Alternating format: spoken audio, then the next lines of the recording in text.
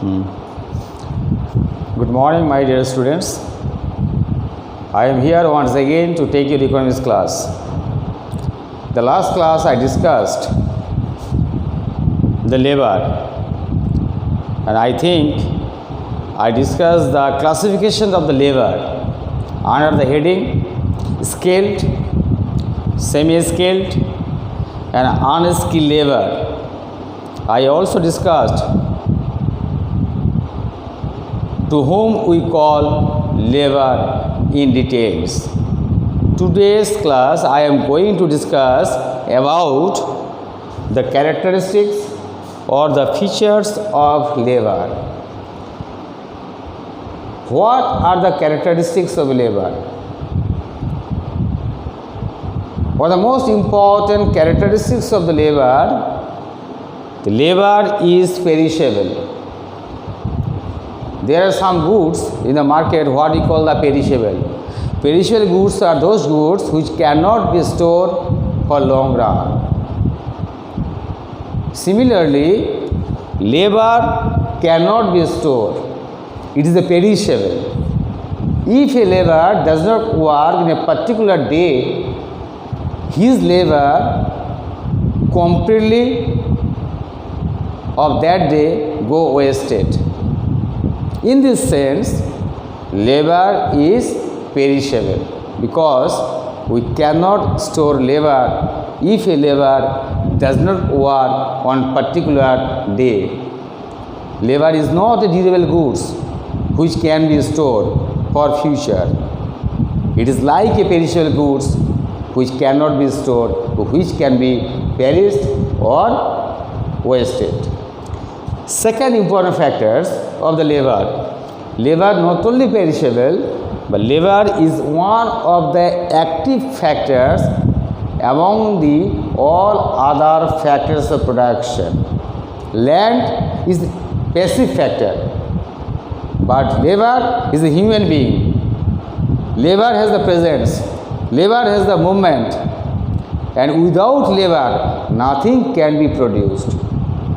There may be a presence of land, there may be available of capitals, there may be the available of other raw materials, but without the help of labor nothing can be produced.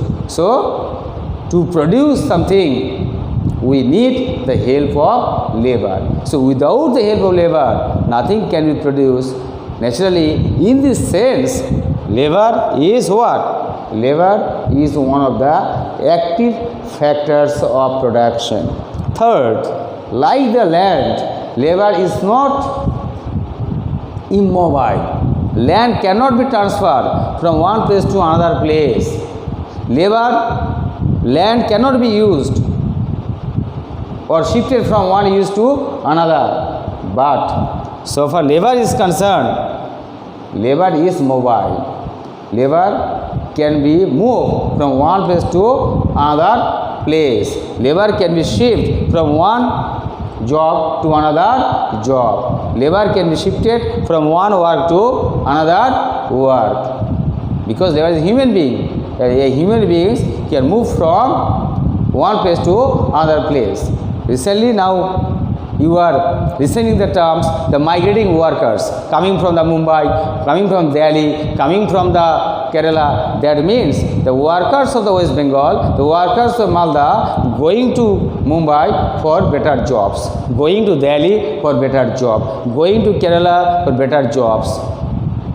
Because laborers are mobile. They can easily move from one place to another place to get better jobs for their better livelihood. In this sense, labor is mobile. Other important factors of the labor. Labor cannot be separated from a laborer. Labor cannot be separated from the laborer. Laborer and labor is inseparable.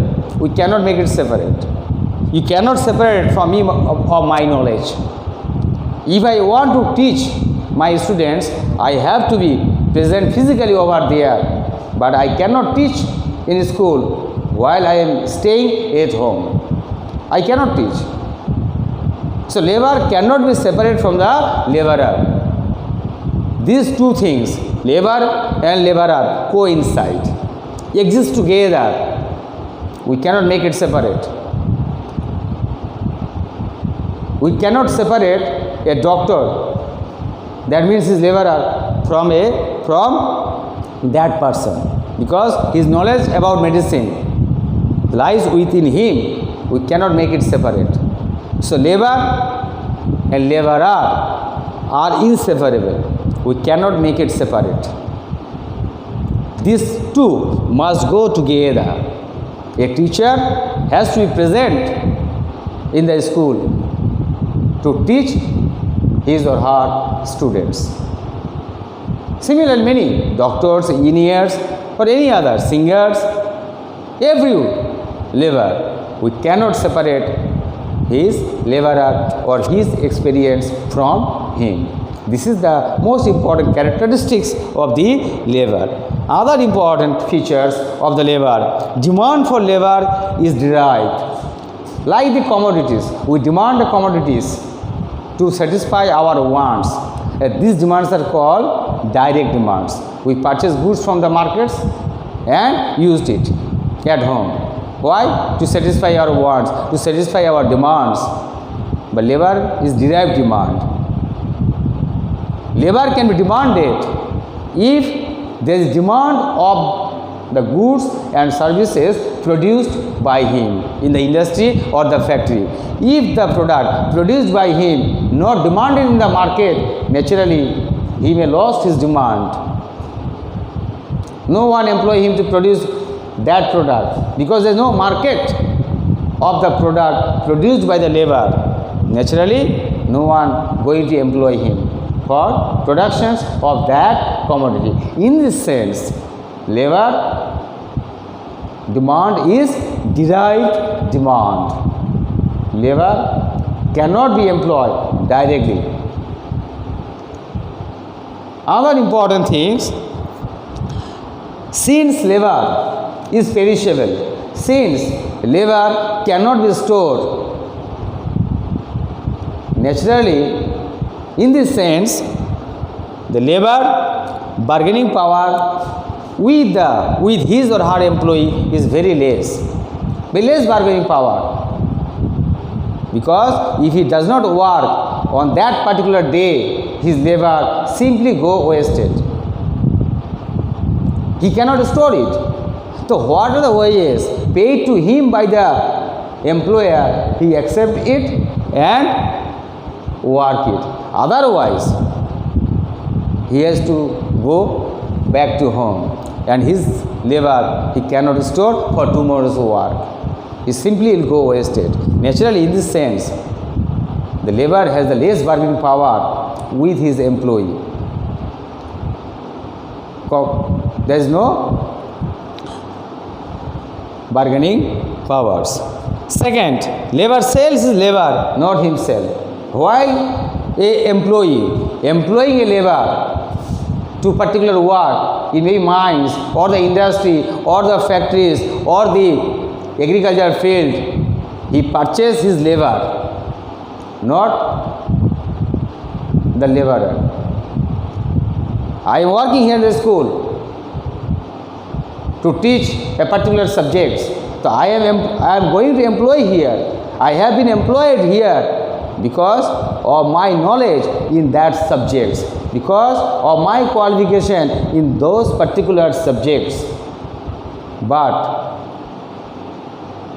not myself. But this seems labor cannot be served laborer. Naturally, I have to be present here to teach you. In this sense, labor sells labor. I am selling here my experience, my knowledge about my subjects, but not myself. So keep in mind here, a person, a labor always sells his labor, but not himself. Other important features of the labor differs in efficiency. At the beginning of the first class of labor, I categorize the three kinds of labor: the unskilled, semi-skilled, and skilled labor. So who will be more efficient? Unskilled or the skilled person? Of course the skilled person, because the skilled person having the trainings, having the knowledge, skilled person educated, skilled persons have the intellectuals, then the unskilled labor. Naturally, a skilled person, a skilled labor can produce more output compared to unskilled labor by using less time, less raw materials. In this sense, labor differs in efficiency, which means that all laborers are not equally efficient in all lines of production. The efficiency of the labor varies person to person, and it depends on the knowledge, technological knowledge, training, education, sound mind, physical characteristics. All these things increase the efficiency of labor. So of course the efficiency of labor differs person to person and labor to labor. Another important characteristic of labor, supply of labor is inelastic. What is the meaning of the word inelastic? The inelastic means we cannot increase the supply of labor immediately when demands increases. We cannot increase the supply of labor within 1 day, 2 days or 3 days. It takes time to increase the supply of labor. Normally, the supply of labor depends on the size of population of a country. And we cannot increase the population of a country within 1 month or 2 months or 3 months. It takes time. Another important thing to be in mind here, the children takes time to become a labor, to become a worker. We cannot employ a children to work. We cannot. Below the age of 14, we cannot employ any children to work any place like mines, factories or industries. So we cannot increase or decrease supply when we want. We cannot do that. In this sense, the supply of labor is inelastic. We cannot increase supply of labor when its demand increases within few hours or within day or within month. It takes time, at least 2 or 3 years and more than this, because we cannot employ children below the age of 14 to work any place or anywhere. So my dear students, these are the characteristics of the labor. If we know the characteristics of labor, and I have already discussed the characteristics of the land, naturally we may write the differences between the land and the labor. I am giving one example. The land is immobile, but labor is mobile. In this way, we may write differences between the land and the labor. What the difference between land and labor? Next, I am going to discuss another important topic, what we call the efficiency of labor. Now I am going to discuss the efficiency of labor. What do we mean by the term? What do we mean by the term efficiency of labor? Efficiency of labor. The term efficiency means the capacity of a worker to produce. The capacity, the ability of a particular work to produce more or less. This capacity of a labor is called efficiency of labor. This capacity of the labor is called the efficiency of labor. So efficient labor has many aspects. Number one, if a labor is efficient in his work, total output may be increased. If a labor is efficient in his work, he may take more time. If a labor is efficient, the quality of the product may be also increased. So efficiency of labor is very, very important part to increase the total output of the country or industry or the factories. So just now I told you, efficiency means the capacity of the labor to produce, and this efficiency related three important things. Number one, less time. Second, the quality of the product. Third, the total output will increase. But this efficient labor, just now I told you, varies person to person, place to place, even the country to country, even on hereditary. So the efficient labor depends on many factors. Now I am going to discuss the efficiency of labor, the factors on which the efficiency labor depends. Number one, just now I told you, hereditary quality. Hereditary quality. Hereditary quality. The quality which comes from his parents. If his parents or his father become more hard working, experienced, training in efficient in particular job, naturally it will transfer from his father to his son automatically. This is called hereditary quality. Automatically it will transfer from one generation to another generation. I am giving example. The people of Kashmir are efficient in working of embroidery or the mat or the carpets. But this experience automatically transfer generation to next generation. This is the hereditary, and they are expert in his work, particularly in this work.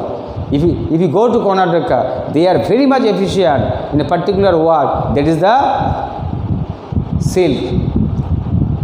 Naturally the knowledge, the experience working on the silk, sarees or other product, automatic transfer from his father to his son or the daughter. They don't need any extra training or extra knowledge or extra experience, extra any educational requirement. Automatically will transfer, automatically he may learn from his father how his father is working efficiently to produce the carpet or the mat or in the field of embroidery. This is the most important thing. Second important factors on which the efficiency of the labor depends, it is the climate of it is climate. It is the climate. What climate? The hot climate and the cold climate.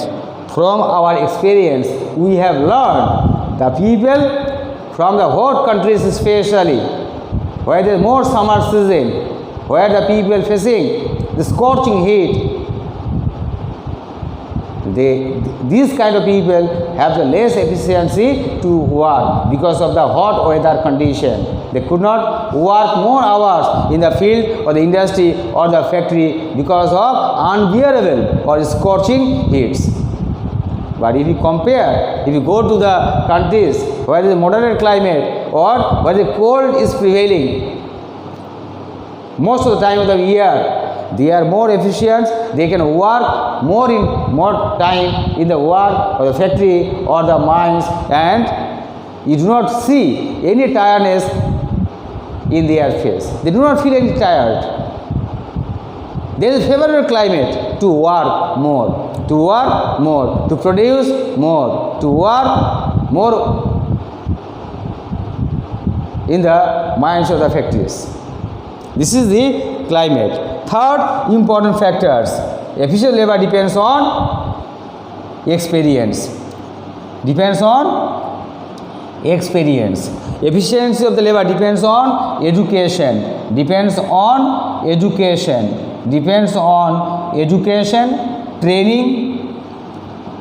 Education on training. Technological know-how.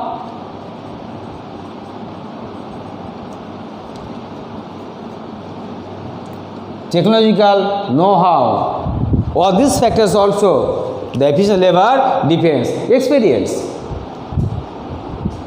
A newly appointed labor cannot compete with a experienced worker. Maybe a newly appointed labor may be trained, educated, but he didn't gather any practical experience. But the man, the labor who is working last 15 years and 20 years in that particular field, in that particular industry, of course he will enjoy the more efficiency, he will produce more output within a very less time and very short time, because he knew how to use the technology, how to use the tools to produce that product. The new labor has to gather such experience. He will gather experience while he will be working in the fields and the factory continuously for 1 year or 2 years. So efficient labor depends on the experience. Not only experience, efficient labor also depends on the education. Also depends on what? Education. Also depends on training. Also depends on technical know-how, to whom we call the skilled labor. The skilled labor can produce more than the unskilled labor. The labor does not have the education. The labor does not have the technological know-how. The labor does not have any training. So a labor will be more efficient if he has the education, training, and of course knowledge in that particular field. Then he can produce more compared to the inefficient or unskilled labor. So this is very, very important factors on which the efficiency of labor depends. Other important factors on which the efficient labor depends, it is the working conditions. Working conditions. Working conditions. Working condition means the favorable facilities provided to the labor by his employee or by the employer. What facilities? Drinking water, sanitations, toilet, tiffin, or canteen facilities for recreation, the televisions, the fan on the above the heads. So these are what? These are the good working conditions, better working conditions. If an employer provides all these facilities to his labor, naturally that labor will work more and more efficiently and more energetically. He will give his more effort because he is getting all facilities what is required to work or to produce that particular product or the commodity.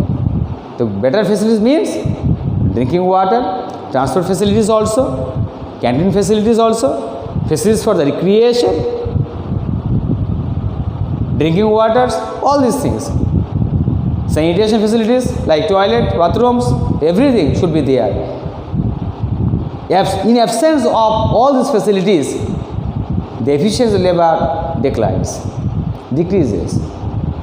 He could not concentrate on his work due to the absence of such facilities. So this is very, very important factors on which the efficiency of the labor, that is the working conditions. Other important conditions, this is the relation between employer and the employee.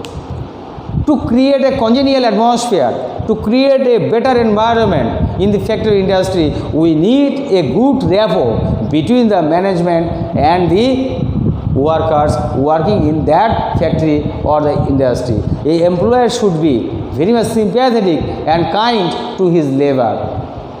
An employer should take care of his labor by providing all those facilities which he or she needs to work. Naturally, if a labor feels his employer is very kind to him, very sympathetic to him, he is listening his problems, naturally he will give his more energy, more efforts to produce more. So we need a What we need? We need a good relation, a good rapport between the employer and of course the employee. If there is a good relation with employer-employee, without any doubt, without any hesitations, the efficiency of the labor, of course, will go on increases. Other important things, the efficient labor also depends on wages. If an employer pay good wages, a very good wages, so the labor can enjoy the standard of life, labor can run his family, naturally he will work with more efficiency. But if an employer pay him less wages or very minimum wages, and it become very difficult for him to run the family, to feed his children, naturally he will not give his efforts or energy to produce more. Never, because the larger portion of the profit taken away by his employer, but no care taking to his labor. Naturally, labor may be discouraging if the employer paid very poorly to the laborers. So this is important thing. Another important thing, not only wages but working hours. Working hours. What is our working hours? Normally that is 8 hours. Normally that is 8 hours. Normal time 8 hours. But if a employer use labor more than 8 hours, he may lose his concentration. He may be getting angry. He cannot concentrate on his working. He become tired. But in spite of his unwillingness, if we force him to work more hours, 1 hour, 2 hours more, he may work, but he will never give his 100% effort. Naturally, this impact will be on the quality of the product. It will harm the reputations of the industry or the factories. So these are the what? Conditions or the factors on which the efficiency of the labor depends. So today what we discuss? Today we discuss two important topics. Number one, the characteristics or the features of the labor, and second, we discuss the efficiency of labor and the factors on which the efficiency of labor depends. Next,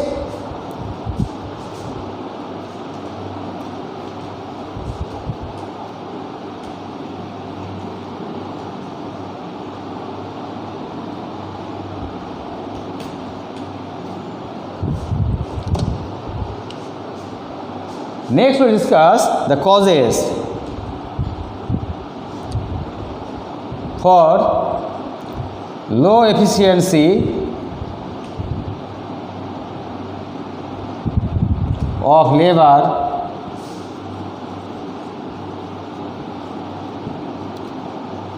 in India.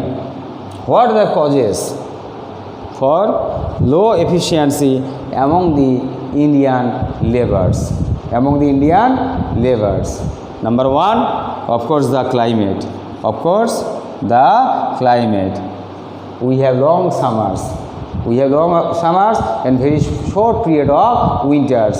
Only 2 or 3 months we experience the winter climate. The rest of the months we enjoy a very hot and scorching climate, because due to